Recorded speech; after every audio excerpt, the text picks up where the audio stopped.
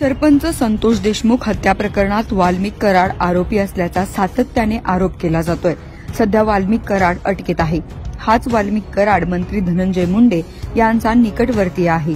इतकंच नाही तर त्याला धनंजय मुंडे यांचं संरक्षण आहे। त्यामुळे सरपंच संतोष देशमुख हत्या प्रकरणात निष्पक्ष चौकशी व्हायची असेल तर धनंजय मुंडे यांनी राजीनामा द्यावा अशी मागणी मागील अनेक दिवसांपासून करण्यात येते। मात्र सध्या तरी मुख्यमंत्री उपमुख्यमंत्री धनंजय मुंडे यांच्या पाठीशी असल्याचं दिसतंय। तर दुसरीकडे बीडमधील भगवानगडाचे महंत नामदेव शास्त्री यांनी देखील धनंजय मुंडे यांची बाजू घेतली। धनंजय मुंडे यांची मानसिकता जाणून घेतली। धनंजय मुंडे गुन्हेगारी पार्श्वभूमीचे नाही तरीही त्यांना जाणून गुन्हेगार ठरवलं जात आहे। धनंजय मुंडे खंडणी घेऊनच जगणारा माणूस नाही। धनंजय मुंडे यांच्यासोबत मीडिया ट्रायल सुरू आहे असं महंत नामदेव शास्त्री सानप यांनी धनंजय मुंडे यांना आपला पाठिंबा जाहीर केला होता। नामदेव शास्त्रींच्या या वक्तव्याने पुन्हा एका नव्या वादाला तोंड फुटलं आणि या विधानानंतर मराठा समाजही आक्रमक झाला। नामदेव शास्त्री यांच्यावर टीका होऊ लागली। नामदेव शास्त्रींच्या या वक्तव्याचा विविध माध्यमातून निषेध होताना दिसतोय। याचा फटका आता नामदेव शास्त्री यांना बसताना दिसतोय। येत्या 7 फेब्रुवारी रोजी भंडारा डोंगरावर नामदेव शास्त्री यांचे कीर्तन होणार होते।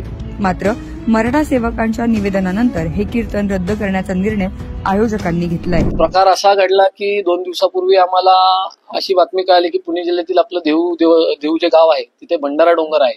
त्या डोंगरावर संत तुकाराम महाराजांचा अखंड हरिनाम सप्ताह मोठा तिथं होतो जयंतीनिमित्त। त्या ठिकाणी 7 तारखेला जे भगवानगडाचे महंत आहेत नामदेव शास्त्री यांचं त्या ठिकाणी कीर्तन होणार होतं आणि ते कीर्तन होणार होतं असे आम्हाला आमच्या मराठा सेवक नरेंद्र मोरे म्हणून आहेत तिथले स्थानिक मराठा सेवक त्यांच्या मार्फत बातमी कळाली। त्यानंतर आम्ही त्वरित त्या ठिकाणी संध्याकाळी तिथले जे मंदिर कमिटीचे मेंबर आहेत त्यांना भेटण्यासाठी गेलो।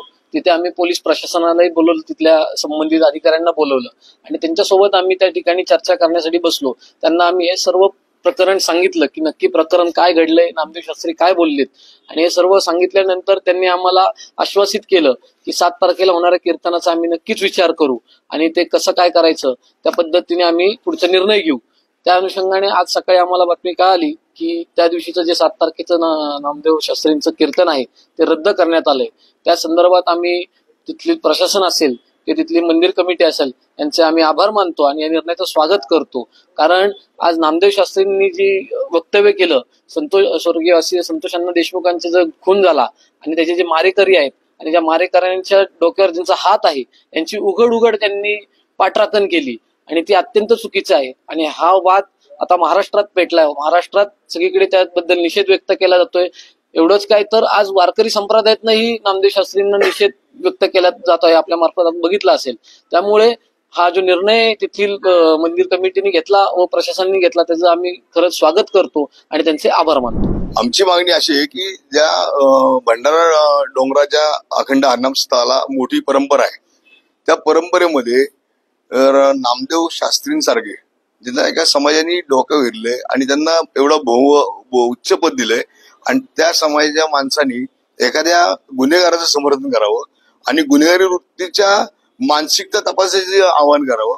मग अशा गुन्हेगारांना पाठीशी घालणाऱ्या किंवा गुन्हेगारांना राजाश्रय देणाऱ्या किंवा धर्माश्रय देणाऱ्या अशा नामदेव शास्त्रींचं तिथं कुठल्याही प्रकारे मी म्हणतो नुसतं भंडारा गडावर नाही पूर्ण महाराष्ट्रात जिथे वारकरी संप्रदाय असेल त्या सर्वांना माझं आव्हान आहे की या नामदेव शास्त्री नावाच्या जे आहेत गृहस्थ यांनी सरळ गुन्हेगारांचं समर्थन केलंय। मस्साजोग मध्ये ज्या संतोष देशमुखांचं निगृणपणे हत्या झाली, 3 तास छळ करून मारलं गेलं, हे अख्ख्या जगाला दिसलं आणि यांना दिसलं आणि हे सरळ सर्टिफिकेट वाटतं ते की धनंजय मुंडे हे खंडणीवर जगणारे लोक नाहीत। आज अंजली दमानींनी चित्र स्पष्ट केलं की यांनी शेतीच्या अवजारांमध्ये आणि बाकी मालामध्ये येऊन प्रचंड मोठ्या प्रमाणात भ्रष्टाचार केलाय आणि त्यांना पाठीशी घालायचं काम हे नामदेव शास्त्री करत आहेत।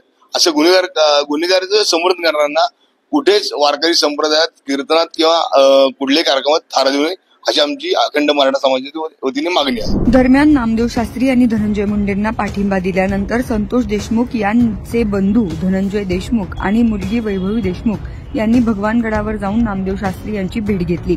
देशमुख हत्या प्रकरणातील पुरावे त्यांनी महंत नामदेव शास्त्री यांच्या पुढे सादर केले। इतकंच नाही तर देशमुख कुटुंबियांनीही कधीही जातीवाद केला नाही। माझ्या भावाने दलित बांधवाला वाचवण्याचा प्रयत्न केला असं धनंजय देशमुख यांनी नामदेव शास्त्रींना सांगितलं. त्यावर नामदेव शास्त्री यांनी भगवानगड देशमुख कुटुंबियांच्या पाठीशी कायम राहील तसेच कोणत्याही आरोपींना पाठीशी घालणार नाही असं आश्वासन नामदेव शास्त्री यांनी देशमुख कुटुंबियांना दिलं. पुण्याहून किरण शिंदेचा रिपोर्ट, लोकमत.com.